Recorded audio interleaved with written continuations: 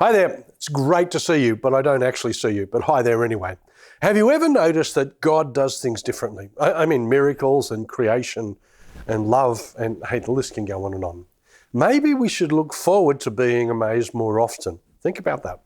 And today's passages, well, they're no different. They're going to amaze us.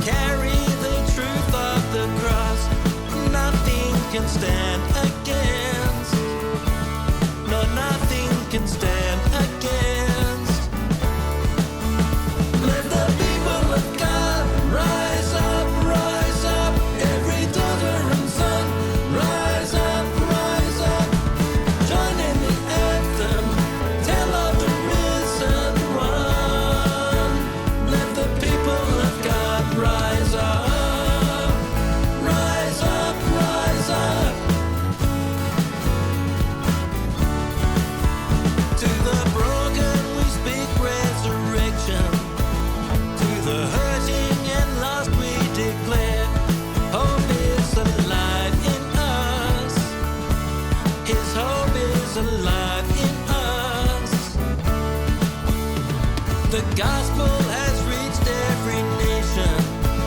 To the ends of the earth we proclaim, Jesus is Lord of all. Yes, Jesus is Lord of all. Let the people of God rise up, every daughter and son. Rise up, join in the anthem, tell of the risen one. Let the people of God rise up, rise up, rise up, rise up, rise up, rise up, rise up, rise up, rise up, rise up, rise up, rise up. God so loved the whole wide world, He gave His only Son, that all who put their trust in Him will find redeeming love.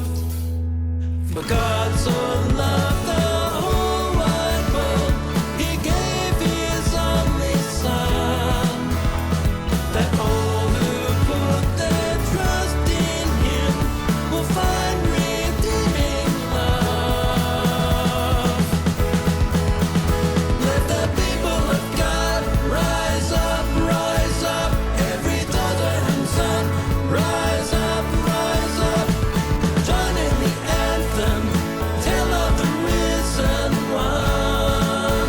Let the people of God rise up, rise up, rise up, rise up. People of God rise up, rise up. Let the people of God rise up. Mark 6:45-51. Immediately Jesus made his disciples get into the boat and go on ahead of him to Bethsaida, where he dismissed the crowd. After leaving them, he went up to a mountain to pray. Later that night, the boat was in the middle of the lake and he was alone on the land. He saw the disciples straining at the oars because the wind was against them. Shortly before dawn, he went out to them walking on the lake. He was about to pass them by, but they saw him walking on the lake and they thought it was a ghost. They cried out because they all saw him and they were terrified. Immediately he spoke to them and said, "Take courage, it is I, don't be afraid." Then he climbed into the boat with them, and the wind died down. They were completely amazed. Mark 7:31-37. Then Jesus left the vicinity of Tyre and went through Sidon down to the Sea of Galilee and into the region of Decapolis. There some people brought to him a man who was deaf and could hardly talk. They begged Jesus to place his hand on him. After he took the man aside away from the crowd, Jesus put his fingers in the man's ears, then he spat and touched the man's tongue. He looked up to heaven with a deep sigh and said to him, "Ephphatha," which means, "be opened." At this the man's ears were opened, his tongue was loosened, and he began to speak plainly. Jesus commanded them not to tell anyone, but the more he did so, the more they kept talking about it. People were overwhelmed with amazement. "He has done everything well," they said. "He even makes the deaf hear and the mute to speak." Mark 8, 1-12. During those days another large crowd gathered. Since they had nothing to eat, Jesus called his disciples and said to him, "I have compassion for these people. They have already been with me 3 days and have nothing to eat. If I send them home hungry, they will collapse on the way because some of them have come a long distance." His disciples answered, "But where in this remote place can anyone get enough bread to feed them?" "How many loaves do you have?" Jesus asked. 7, they replied. He told the crowd to sit on the ground. When he had taken the 7 loaves and given thanks, he broke them and gave them to his disciples to distribute to the people. And they did so. They had a few small fish as well. He gave thanks for them also and told his disciples to distribute them. The people ate and were satisfied. Afterwards, the disciples picked up 7 basketfuls of broken pieces that were left over. Around 4,000 were present. After he had sent them away, he got into the boat with his disciples and went to the region of Dalmanutha. The Pharisees came and began to question Jesus. To test him, they asked for a sign from heaven. He sighed deeply and said, "Why does this generation ask for a sign? Truly I tell you, no sign will be given to it."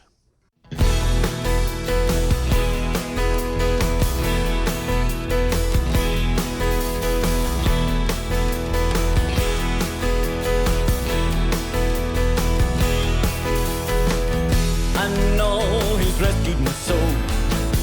His blood has covered my sin. I believe.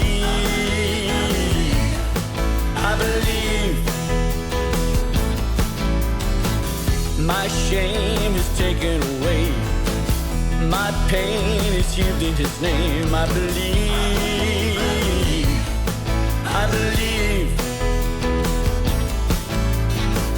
I'll raise the banner, 'cause my Lord has conquered the grave. My Redeemer lives. My Redeemer lives.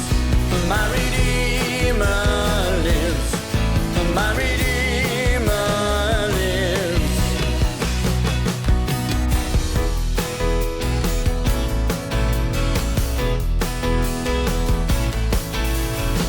Oh, I know he's rescued my soul.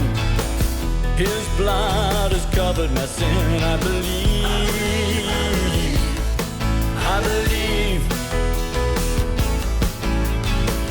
My shame is taken away. My pain is healed in his name. I believe.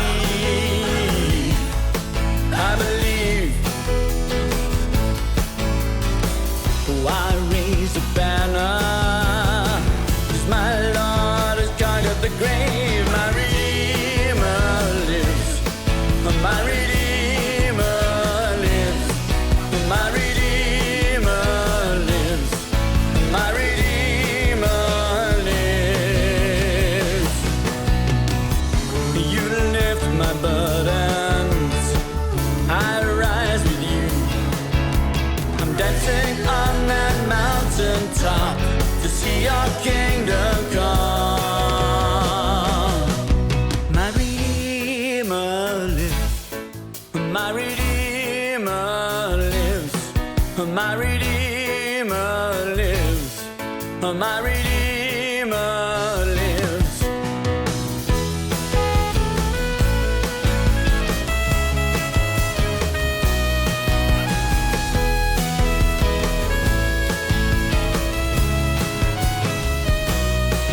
My Redeemer lives. My Redeemer lives. My Redeemer lives. My Redeemer lives.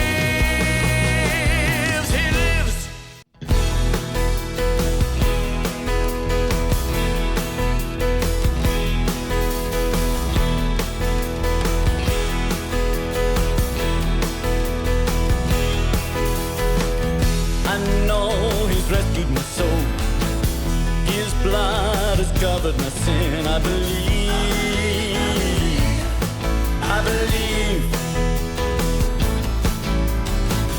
my shame is taken away. My pain is healed in His name. I believe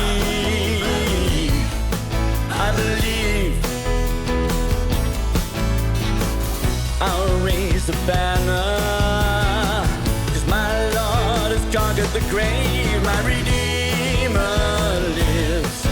My Redeemer lives. My Redeemer lives. My Redeemer lives.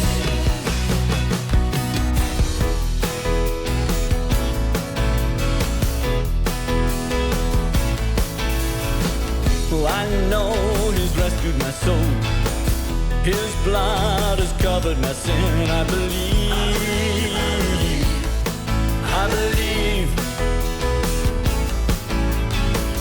my shame is taken away. My pain is healed in His name. I believe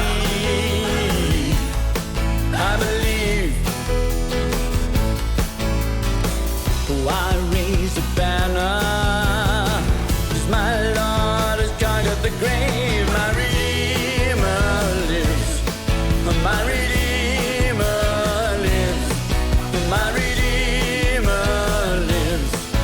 My Redeemer lives. You lift my burdens, I rise with you. I'm dancing on that mountaintop to see Your kingdom come. My Redeemer lives. My Redeemer lives. My Redeemer lives. My Redeemer lives.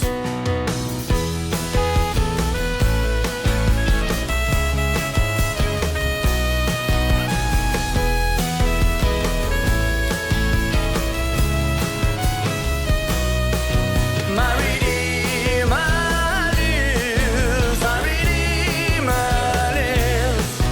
My Redeemer lives. My Redeemer lives. He lives. Let's pray together. Lord, thank You for being amazing. Thank You for the things You stun us with and the stories of Your amazingness. As we reflect on You walking on water and healing people, help us to reflect on Your amazingness in our lives, and thank You for that. We look forward to You being amazing in the future. Amen.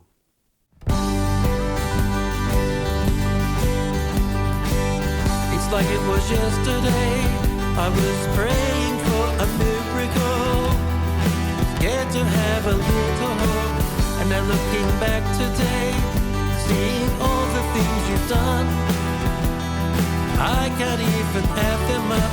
1, 2, 3, up to infinity. I'd run out of numbers before I could thank You for everything. God, I'm still counting my blessings, all that You've done in my life. The more that I look in the details, the more of Your goodness I find. Father, on this side of heaven, I know that I'll run out of time, but I will keep counting my blessings, knowing I can't count that high. And I know that the seasons never last forever, so God, I will remember all of the reasons my heart has to be grateful. The times You've been faithful to me. God, I'm still counting my blessings, all that You've done in my life. The more that I look in the details, the more of Your goodness I find. Father, on this side of heaven,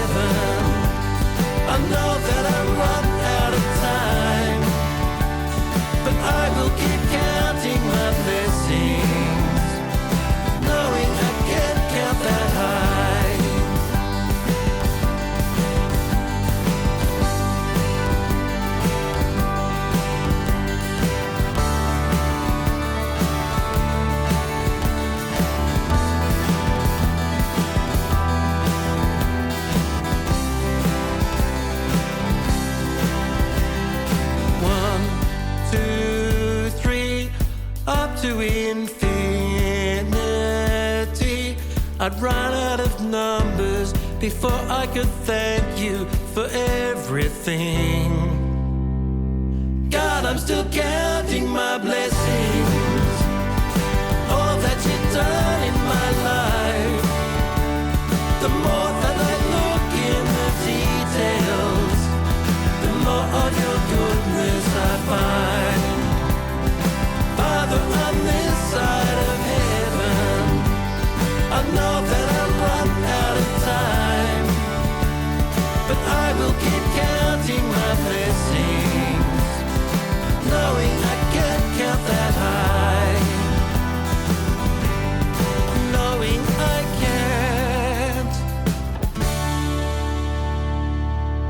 I can't count that high.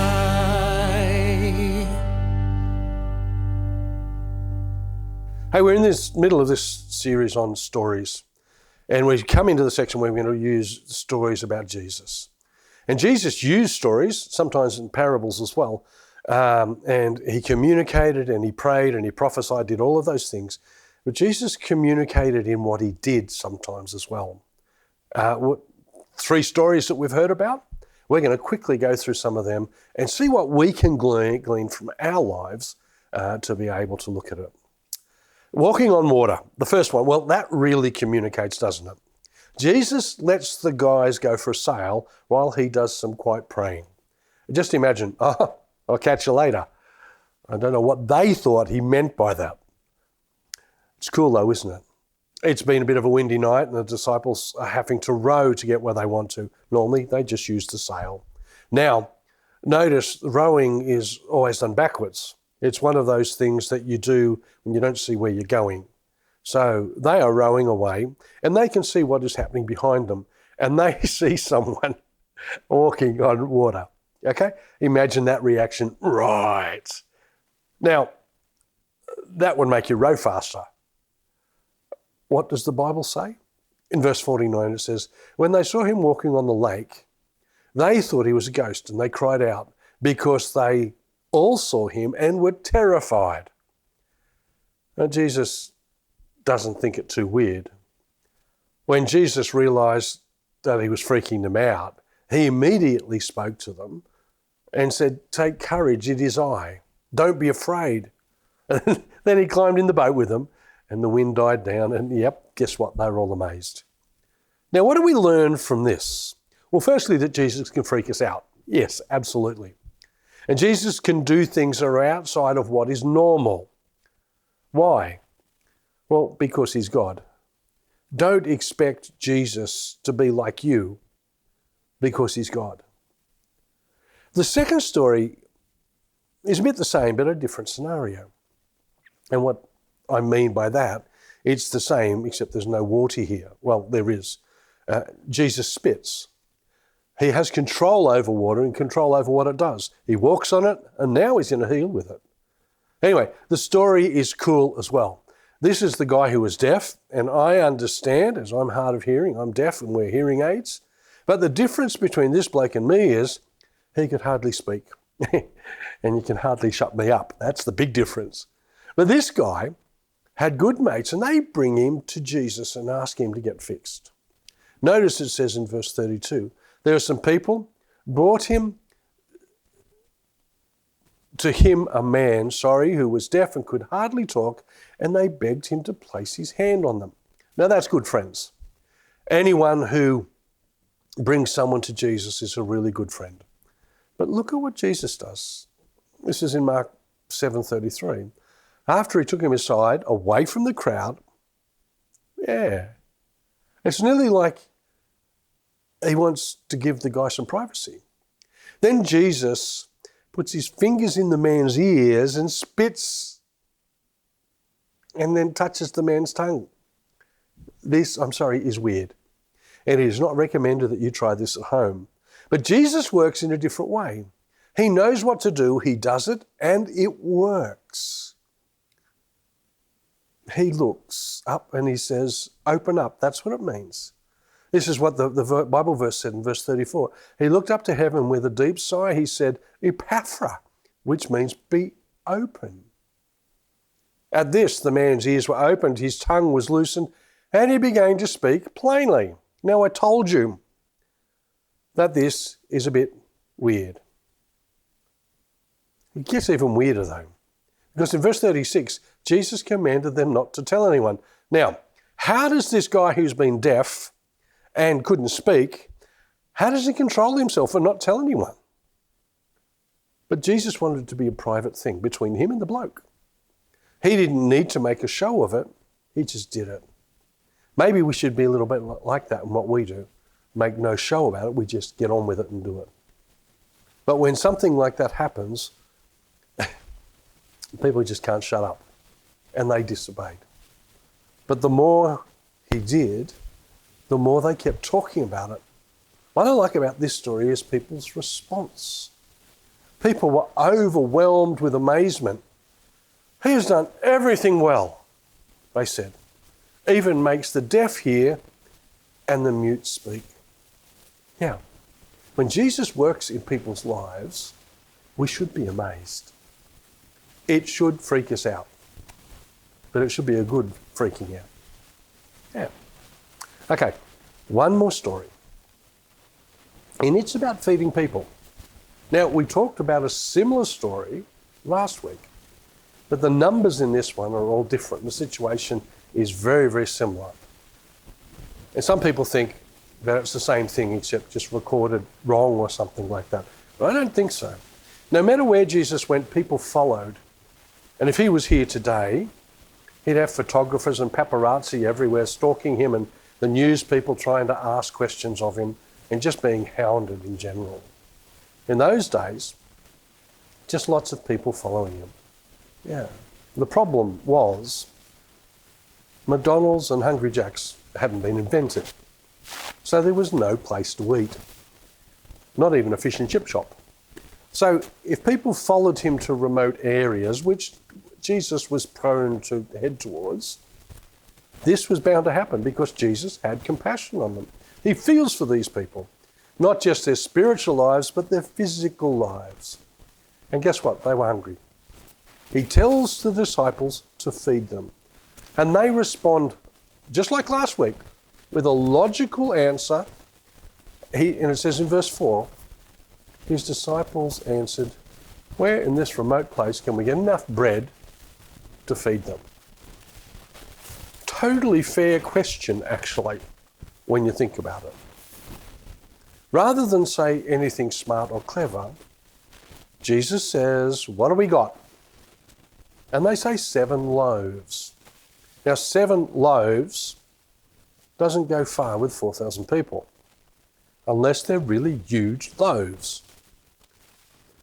See what Jesus does? He just says, have them sit down, get them ready to eat. Similar to last week's scenario. Can you imagine the disciples' reactions? Jaws drop, think you are kidding, this is ridiculous. Jesus has finally flipped out. But what does he do? He says grace. And then he says distribute, and they did. See here, this is different from last week. They distributed. Last week it was Jesus who distributed. A crumb each? No. They ate and were satisfied. In other words, they ate enough. But dig this. Jesus is always thinking ahead. They picked up 7 baskets of leftovers, so they had food for tea.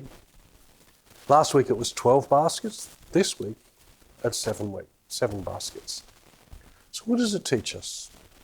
Well, Jesus thinks ahead, I suppose so. But it also says that Jesus does things that are not normal. After hell, he created so he can fiddle with it if he wants to. But notice, all these things were about people. He was looking after them, communicating to them, doing what Jesus thought was best for them.